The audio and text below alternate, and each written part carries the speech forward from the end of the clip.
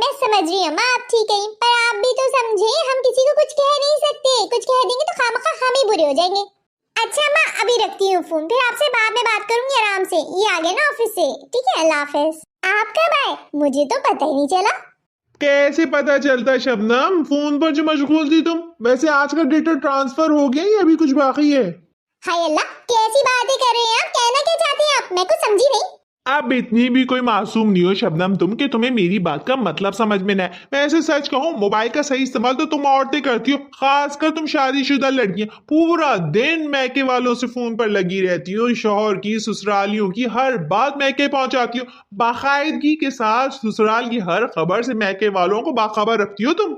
हाय अल्लाह, चुन्नू के अब्बा, आपको कितनी दफा बताऊं यार, मैं उन लड़कियों में से नहीं हूँ जो ससुराल की बात मैके में और मैके की बात ससुराल में करती हूँ। मैं किसी की बात कहीं नहीं करती भाई। यहाँ की बात यहाँ खत्म, वहाँ की बात वहाँ खत्म, यहाँ की बात वहाँ मैं नहीं करती, मेरी आदत नहीं है।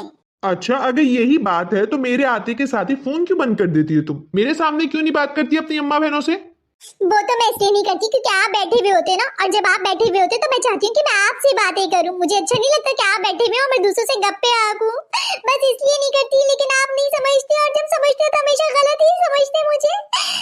अच्छा बस, रोना तो बंद करो। यही मसला है तुम औरतों का, जहाँ जवाब नहीं बनता वहां रोने बैठ जाती हो। मैं कोई दुश्मन नहीं हूँ तुम्हारा, तुम्हारी भलाई के लिए कह रहा हूँ। अल्लाह बख्शे मेरी दादी अम्मा को, वो कहा करती थी शादी के बाद जो लड़कियां ससुराल से ज्यादा मैके से जुड़ी रहती है, मैके से पूछ पूछ के हर काम करती है, उनकी ससुराल में फिर बनती नहीं है, वो ससुराल में निभा नहीं पाती। बस इसलिए कह रहा हूँ।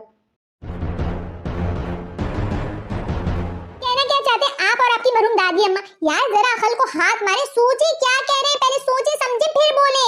जिन अम्माओं पे आप लोग इल्जाम लगा रहे हैं ना, वो अम्माएं बच्चियों को पालती हैं, पेड़ पे नहीं उगती है लड़कियां जो आप लोग शादी करके ले आते हैं। एक औलाद को पालना क्या होता है, क्या समझेंगे आप? माँ की पूरी जान लग जाती है औलाद को पालने में, उसकी तरबियत करने में, उसको खिलाने में, उसको पिलाने में, फिर लाखों रुपया अलग लगता है उसकी तालीम और तरबियत पे। उसके बाद जाके एक लड़की जवान होती है, फिर उसकी मन्नतों मुरादों के पास शादी होती है, वो भी लाखों रुपए खर्च करके। क्यों करेगी वो घर खराब जब लाखों रुपए खर्च करके उसने बड़ा किया, लाखों रुपए खर्च करके उसने शादी की? वो पागल है कि अपने लाखों रुपए डुबा देंगी? शादी करेंगे कि शादी के बाद सिखाएंगे बढ़ेंगे कि घर खराब हो जाए फिर वापस उनके पास चली जाए? वो पागल है। उनके सर पे सीनियों पे इल्जाम कैसे लगाते हैं यार आप लोग, जरा सोचें।